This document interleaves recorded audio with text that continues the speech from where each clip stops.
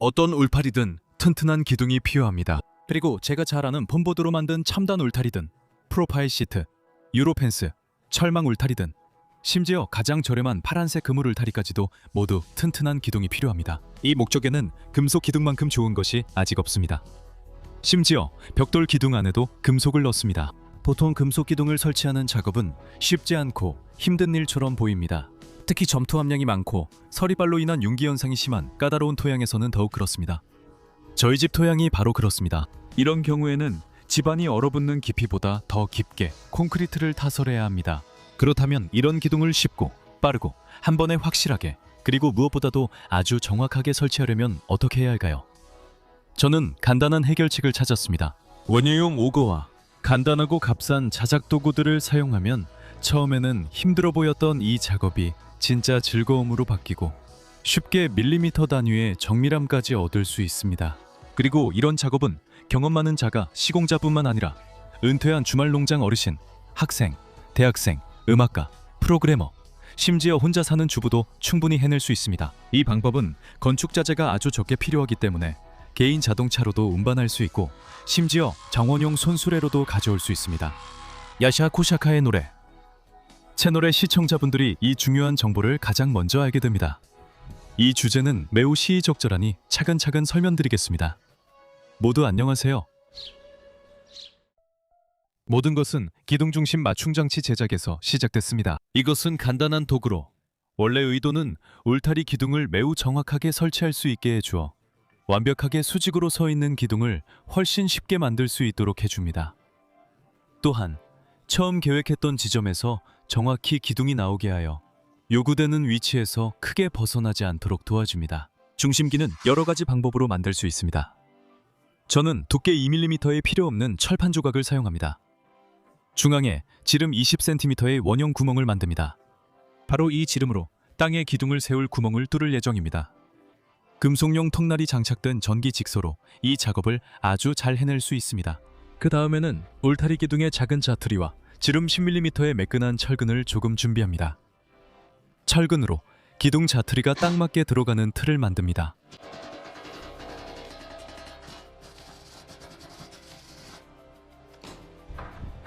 긴 자재에 대어보며 모든 것이 제대로 되었는지 확인합니다.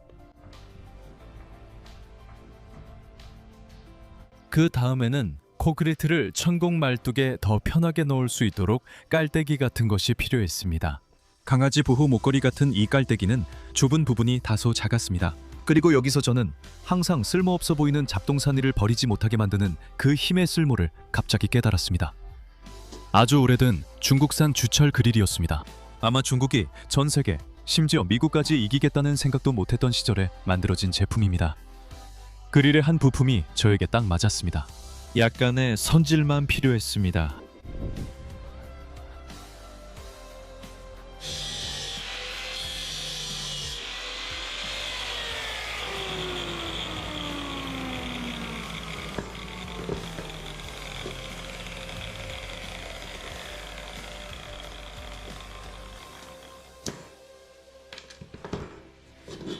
정원용 드릴로 깊은 구멍을 뚫었습니다.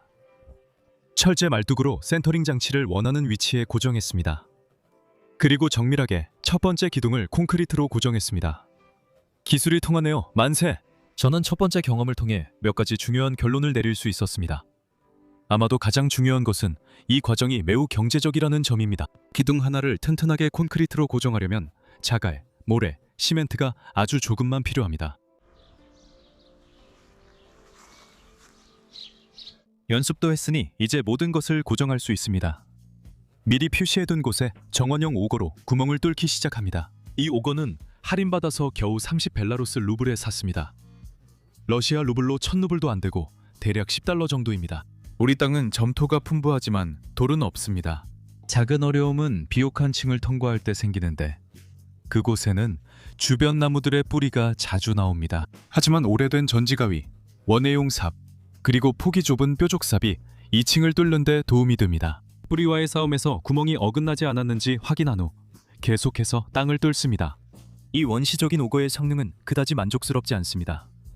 야샤 코샤크의 노래 채널 초창기에 저는 정말 좋은 드릴을 만드는 방법에 대한 영상을 찍었습니다. 처음에 나사상과 비슷한 구조 덕분에 땅에 박히면서 스스로 들어갑니다. 힘을 줄 필요 없이 그냥 돌리기만 하면 됩니다. 그 우건은 장인어른께 선물로 드렸고 시골 별장으로 가져가셨습니다. 솔직히 새로 만드는 건 귀찮아서 안 하고 있습니다. 사실 가장 원시적인 오거도 그 역할을 충분히 해냅니다. 그리고 늘어뜨린 추는 드릴링이 수직에서 크게 벗어나지 않고 잘 되고 있다는 것을 명확하게 보여줍니다. 첫 번째, 사용 방식에서 제가 구입한 드릴은 높이가 1m입니다. 구성품에는 오거를 1m 더 연장할 수 있는 연장봉가 포함되어 있습니다. 절연 테이프로 날개에서 1m 50cm 떨어진 곳에 표시를 합니다. 지금은 5월 초이고 이 시기에는 우리 지역에서 지하수가 가장 높은 편입니다. 그래서 약 1m 20cm까지 뚫고 들어가면 꺼내는 흙의 습도에 주의를 기울이기 시작합니다.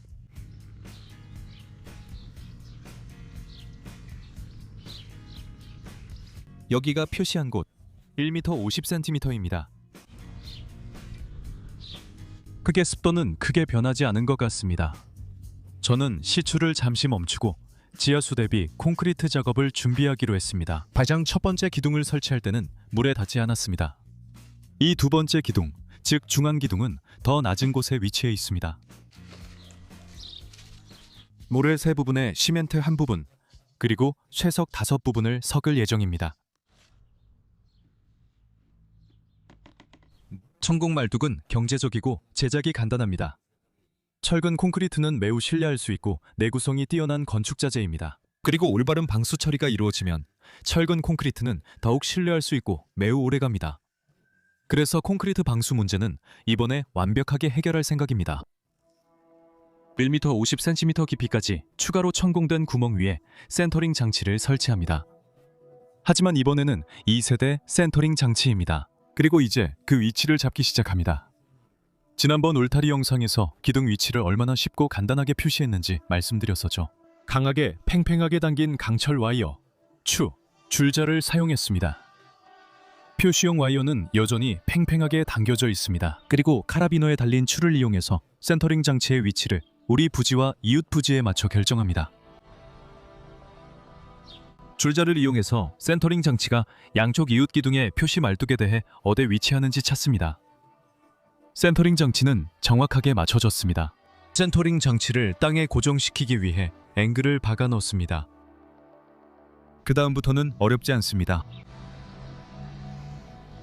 2세대 기둥을 센터링 장치에 넣으려고 합니다. 용접된 철근 때문에 기둥 하단이 두꺼워져서 센터링 장치에 들어가지 않습니다. 실수네요. 악의적인 사람이라면 이렇게 말하겠죠? 네, 정말 실수입니다. 다시 한번 말씀드리지만 제 이름은 야샤 코샤크입니다. 그리고 이것이 2세대 기둥을 위해 특별히 제작된 2세대 센터링 장치입니다. 그러니 저 말고는 다른 실수는 없습니다.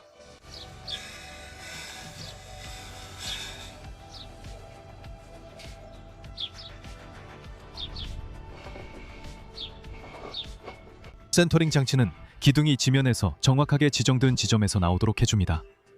또한 기둥이 계획되지 않은 방향으로 축을 중심으로 회전하는 것을 방지해줍니다. 이런 일은 콘크리트 타설 과정에서 충분히 일어날 수 있습니다. 이때 기둥은 두 좌표에 대해 움직일 수 있는 상태를 유지합니다. 덕분에 기둥을 어렵지 않게 완전히 수직으로 세울 수 있습니다. 울타리 계획하며 많은 영상을 참고했습니다. 포스트 소비에트 지역에서 흔히 쓰이는 꿀팁에 따르면 많은 사람들이 설치할 때 철근 조각을 여기저기 받고 그 철근에 기둥을 용접합니다. 여러분, 이건 정말 완전 주먹구구식이잖아요. 울타리나 차양 설치를 전문적으로 하는 분들이 왜 이런 걸 못 만드는지 이해가 안 됩니다. 그 대신 계속해서 불편한 자세로 쪼그리고 앉아 철근 조각을 박으려고 애쓰고 어떻게든 그 철근에 기둥을 용접하려고 고생하죠. 게다가 여러 방향으로 박힌 철근은 콘크리트를 부은 후에는 분명히 해체되지 않고 오히려 기둥을 들어올리고 비틀려고 하는 윤기력의 추가 지지대 역할을 하게 됩니다. 마치 잭처럼 말이죠. 2세대 중심 맞추기 장치에도 여전히 중국산 그릴의 기술적인 부품이 잘 맞습니다. 편리한 깔때기와 작은 지름의 매끈한 철근 덕분에 콘크리트를 아주 쉽게 넣을 수 있습니다. 이제 파일 채우기가 시작됩니다. 이 그릴 부품을 보면서 중국 형제들을 보니 괜히 흐뭇했습니다. 그들이 단순히 대중 소비재만 만드는 데 그치지 않고 훨씬 더 나아갔다는 점이죠. 그리고 우리 벨라루스가 중국과 좋은 관계를 맺고 있다는 것도 정말 좋은 일입니다. 콘크리트는 긴 막대로 꼼꼼하게 다집니다. 첫 번째 기둥을 콘크리트로 작업하면서 이 일에는 콘크리트 믹서기가 없어도 된다는 걸 알게 되었습니다. 믹서 비트가 장착된 해머드릴은 시멘트와 모래를 마른 상태에서 빠르고 효율적으로 섞어줍니다. 콘크리트를 망치는 건 바로 물. 더 정확히는 과도한 물이기 때문에 저는 시멘트 양의 50, 70% 정도만 물을 넣으려고 합니다. 콘크리트는 되직하게 만들어지지만 제 작업에는 이게 딱 맞습니다. 지표면에서 약 40, 50cm 정도 남겨두고 콘크리트 타설을 멈춥니다. 해머드릴로 작은 배합을 5번만 하면 충분합니다. 저는 중심 맞추기에 중앙 부분을 분리합니다. 110 하수관 자투리를 설치하고 그 안을 콘크리트로 채웁니다.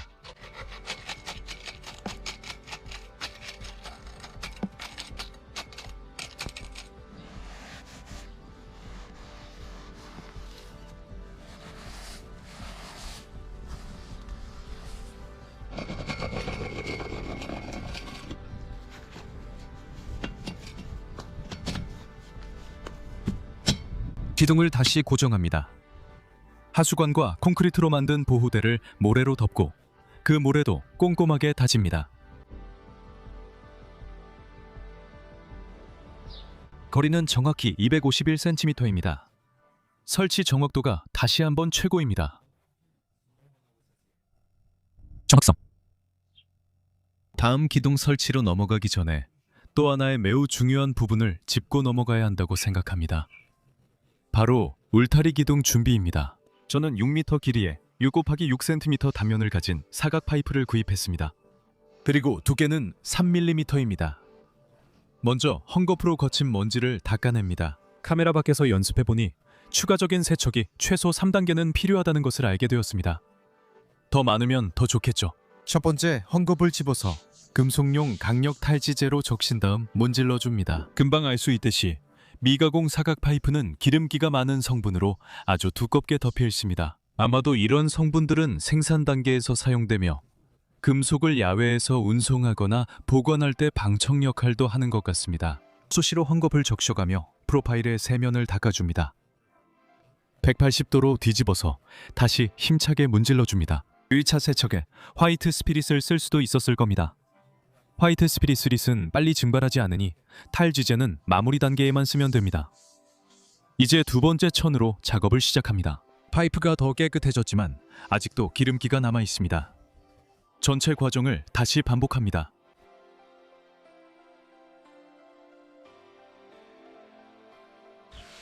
세 번째 천 조각은 처음엔 계속 깨끗해서 마음에 듭니다. 하지만 곧 세 번째 청소 단계도 앞에 두 단계만큼 중요하다는 것을 보여줍니다. 저는 이렇게 하면 금속을 끝없이 계속해서 청소할 수 있다는 것을 깨달았습니다. 하지만 어느 순간에는 그냥 멈춰야 합니다. 처음 4개의 청소된 파이프와 나머지 청소되지 않은 파이프들 사이에는 확연한 차이가 있습니다. 이 파이프들을 청소하는데 거의 1리터의 탈지제와 각 파이프마다 걸레 3장씩 썼습니다. 저는 도색 전에 금속을 청소하는 꿀팁을 찾으려고 인터넷을 뒤졌습니다. 첫 번째 방법은 저렴하고 구하기 쉬워 주었습니다. 주방 수세미로 파이프를 힘차게 문지르며 거품 세제를 듬뿍 썼습니다.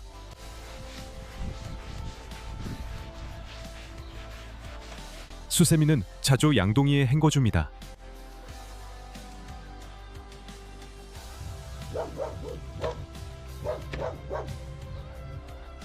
테스트용 천은 이 흔한 꿀팁도 결코 쉬운 만능 해결책이 아니라는 것을 아주 빠르게 보여줍니다.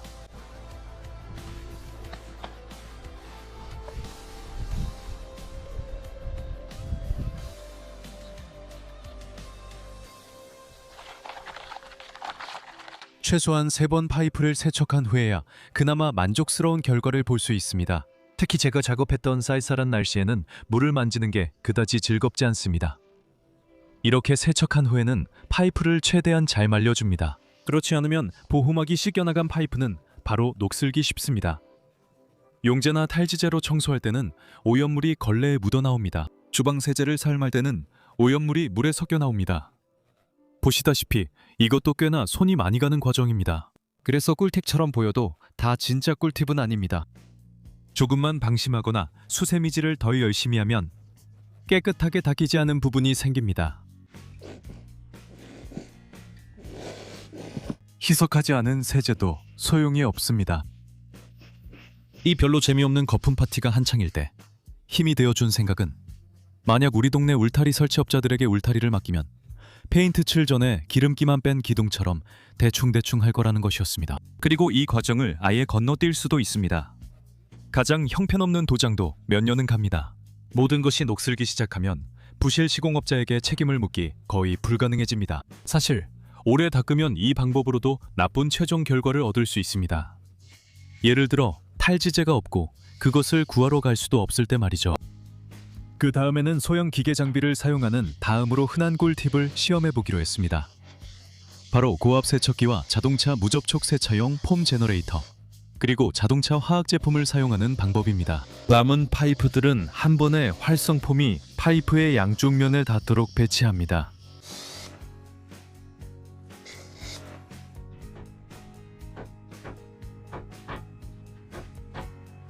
뒤집습니다. 과정을 반복합니다. 비접촉식 자동차 세차 경험이 있어서 이 방법도 직접 문질러주면 훨씬 효과가 좋다는 알고 있습니다. 그래서 모든 파이프의 강면을 스펀지로 닦아줍니다. 충분히 반응한 자동차 화학약품을 씻어내는 작업이 오늘 금속 청소 작업 중에서 아마도 가장 기분 좋은 일인 것 같습니다. 정말로 기계화가 거의 느껴지지 않습니다.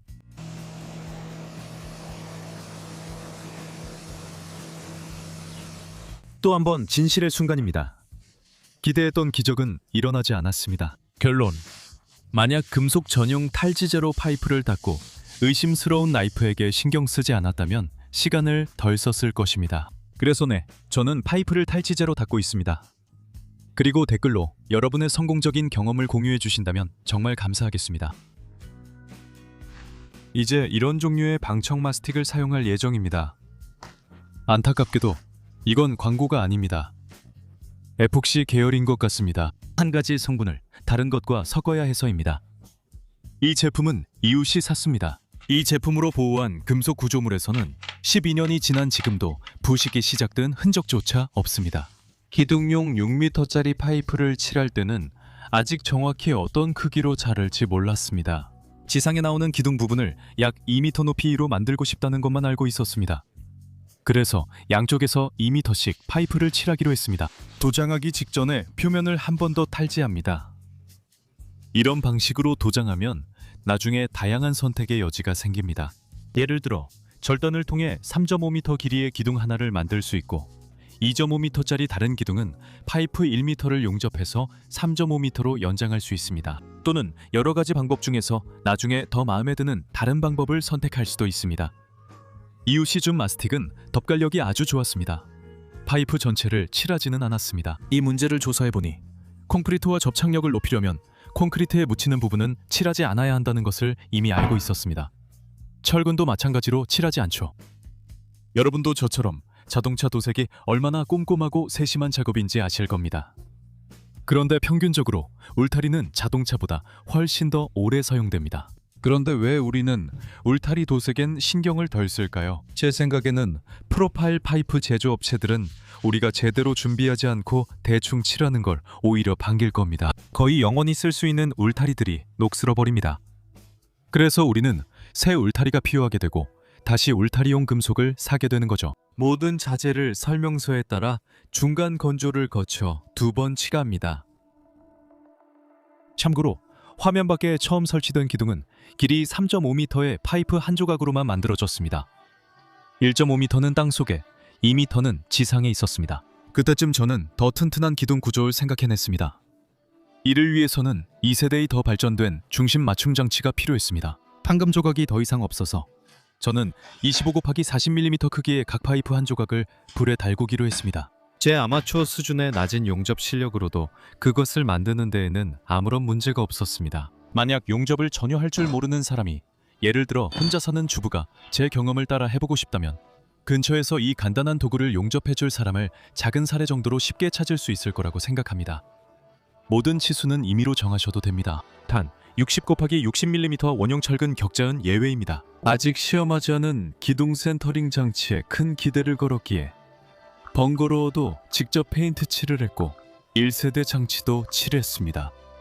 두 번째, 더 발전된 세대의 기둥을 위해 가까운 금속 자재상에서 직경 12mm 철근을 조금 구입했습니다. 작업 속도 면에서는 제가 그다지 빠른 편이 아닙니다. 항상 뭔가에 방해를 받거든요. 그래서 모든 일이 중간중간 쉬면서 진행됩니다. 도색하지 않은 부분은 최대한 부식으로부터 보호하려고 했습니다. 파이프에는 이미 먼지가 쌓였네요. 그래도 페인트는 단단해졌습니다. 이 울타리에 대해 거의 20년 동안 생각해왔습니다. 그래서 일주일, 2주일, 심지어 한두 달이 걸려도 그건 한순간일 뿐이죠. 서두를 필요가 없으니까요. 파이프를 정확히 반으로 표시하고 자릅니다. 즉 3m 조금 넘는 두 개로 나누는 거죠. 야시아 코시카 채널에서 도입되는 저렴한 혁신을 지원하려면 코시카를 통해 또는 유튜브 후원을 통해 도울 수 있습니다. 러시아 시청자분들은 아래 링크로 부스티 서비스를 이용할 수 있습니다.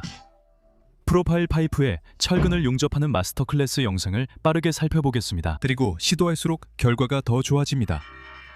철근은 사각 파이프 측면 중앙에 용접하기로 했습니다. 이 방식으로 용접하면 전체 단면이 더 작아집니다. 그리고 이런 기둥은 구멍 안에서 더 넓게 움직일 수 있습니다. 시추 중에 구멍이 수직에서 눈에 띄게 벗어날 경우에는 이것이 중요합니다. 세상은 완벽하지 않으니까요. 이런 점을 고려해야 합니다. 끝부분에는 2mm 금속 짜투리로 만든 사각형을 용접했습니다. 이것의 주된 목적은 기둥이 철근으로 구멍바닥을 찌르지 않도록 하는 것입니다. 그리고 그것을 움직여서 완전히 수직으로 맞출 수 있었습니다. 용접된 철근까지 포함하면 기둥의 전체 높이는 다시 3.5m가 됩니다. 벨라루스 남동부에 위치한 우리 고멜 지역의 기후에서는 1.5m 깊이로 콘크리트를 타설하는 것이 충분하다고 여겨집니다. 더 혹독한 지역에서는 기둥의 철근 부분을 연장하고 더 깊은 구멍을 뚫는 것만으로도 충분합니다. 기둥의 금속 두께가 3mm일 때는 2mm일 때보다 당연히 더 튼튼합니다. 게다가 우리처럼 용접 전문가가 아닌 사람들에게도 이런 두꺼운 금속이 더 쉽게 용접됩니다. 실수를 하거나 철을 태워버릴 확률이 더 적습니다. 기둥을 철근으로 보강해도 큰 비용 절감 효과는 없습니다. 그러나 기둥은 콘크리트 내부에 견고히 고정되어야 합니다. 저는 항상 최소한의 도구만으로 작업하려고 합니다. 그래서 저는 각도 절단기이 없습니다. 하지만 직각자, 마커, 그리고 작은 그라인더만 있어도 조금 느릴 뿐 원하는 결과를 얻을 수 있습니다.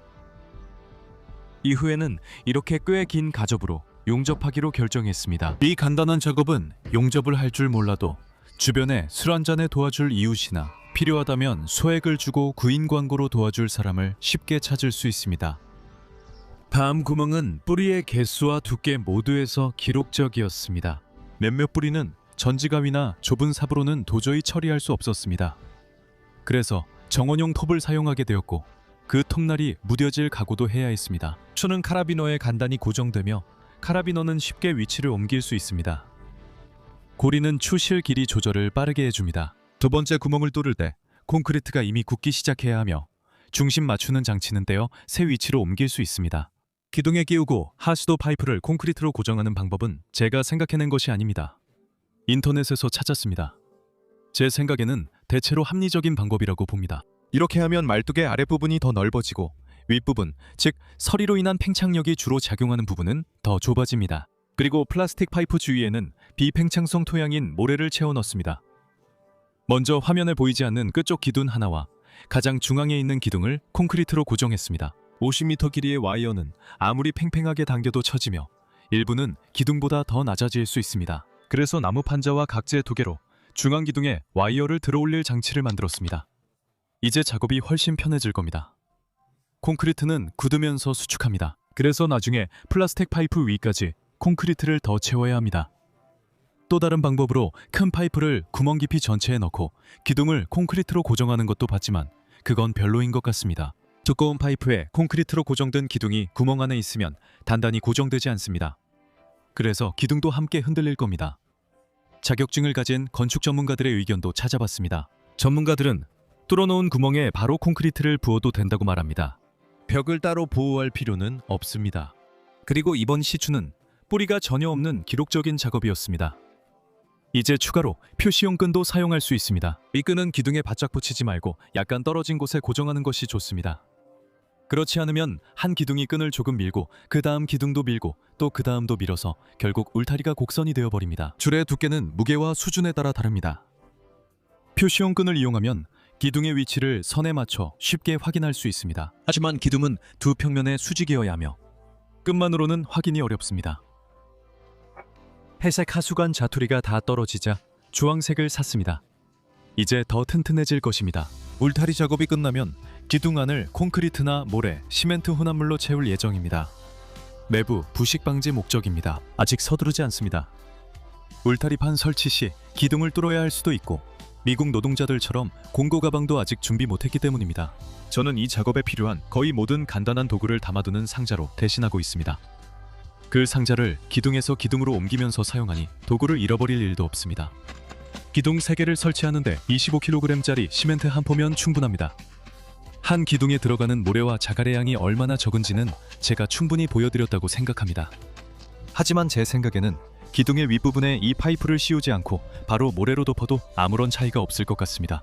이 방법을 지지하는 사람들은 윗부분에 얼어붙는 흙층이 플라스틱에는 미끄러지지만 금속에는 달라붙어서 기둥을 밀어내려고 할 것이라고 입을 모아 말합니다. 저도 다수 의견을 따라 모두가 하듯 합니다. 파이프 윗부분만 도색되어 있고 나머지는 콘크리트가 부식을 막아줄 겁니다. 저는 실수할 뻔했고 셀프 시공자로서 중요한 원칙을 어길 뻔했습니다. 한때 전문가에게 맡기고 싶기도 했습니다. 그들에게 와서 띠 기초 타설 비용을 계산해달라고 부탁했습니다. 이 집안에선 그게 가장 신뢰할 방법이기 때문입니다. 그런데 깊이 80cm 정도밖에 안 되는 기둥 위에 띠 기초를 타설하는 거의 그릴리지 기초에 가까운 방식으로 울타리 2면 50m와 30m에 대해 철제 기둥까지 포함해서 2만 벨라루스 루블을 부르더군요. 그런데 그 철제 기둥은 제 것보다도 얇았습니다. 이게 7,000달러 혹은 러시아 루블로는 50만 루블이 넘는 금액입니다. 1m당 90달러 또는 7,000 러시아 루블이죠. 설령 제가 그런 돈이 있다 해도 거의 말 그대로 그 돈을 땅에 묻는 셈이니 정말 어리석은 짓이겠죠. 그것도 좋은 이웃과의 울타리를 위해서 말입니다. 제가 직접 이 띠를 만들기 시작하면 야샤쿠샤크의 노래 채널은 앞으로 1년 동안 오직 이 작업만 다루게 될 겁니다. 그것도 할 수는 없겠죠. 그 다음에는 나사말뚝을 1.5m까지 받고 2m를 지상에 남겨두면 비용이 얼마나 드는지 물어봤습니다. 말뚝 설치 기사들은 지상 부분이 완전히 수직이 되도록 박는 것은 불가능하다고 했습니다. 땅 위에서 약간 높게만 할 수 있다고 했죠. 이런 경우에는 말뚝의 기둥을 수직으로 용접해야 합니다. 나사말뚝의 또 다른 단점은 박을 때 흙이 느슨해져서 말뚝이 흔들릴 수 있다는 점입니다. 울타리 설치 시 말뚝 윗부분을 파내 콘크리트로 고정하는 게 좋다고 합니다. 하지만 비용이 저렴하지 않고 어렵습니다. 퇴비통 생물들은 자연에 풀어줬습니다. 이건 정말 느긋하고 천천히 진행되는 울타리 제작입니다. 윗부분에 줄을 매달고 추를 사용해서 표시를 했기 때문에 접근할 수 있는 기둥들은 표시할 수 있었습니다. 아직 접근할 수 없는 기둥들은 표시하지 않고 넘어가고 점점 작업에 익숙해지면서 자신감도 생기기 시작했습니다. 예를 들어 퇴비통 때문에 접근이 어려웠던 기둥들도 이제 접근할 수 있게 되었습니다. 옛 울타리의 철망은 콘크리트를 붓는 동안 필요한 부분만 잠시 떼어냈습니다. 처음부터 전부 해체하는 것보다 이런 방식이 심적으로 훨씬 편하게 느껴졌습니다. 이렇게 하면 기둥 설치 전부터 이미 지칠 수 있습니다. 까다로운 집안에서 기둥을 설치하는 더 발전된 방법이 있다면 공유해 주시면 정말 감사하겠습니다. 이 영상이 공개되는 시점에도 아직 기둥 설치가 필요합니다. 그래서 더 신뢰할 수 있고 저렴한 방법이 있다면 기꺼이 시도해 보겠습니다. 콘크리트 작업 중에 어떤 기둥도 움직이지 않았습니다. 이 영상을 공유해 주시면 여러분도 많은 분들께 큰 도움이 될 것입니다. 좋아요를 눌러주시고 야샤코샤카의 노래 채널을 구독해 주세요. 루튜브, VK그룹, 틱톡, 제네도 구독해 주세요. 모든 링크는 영상 아래에 있습니다. 알림 설정해 주시면 소식 전해드릴 수 있습니다. 전 세계에 평화가 오길 바랍니다. 감사합니다.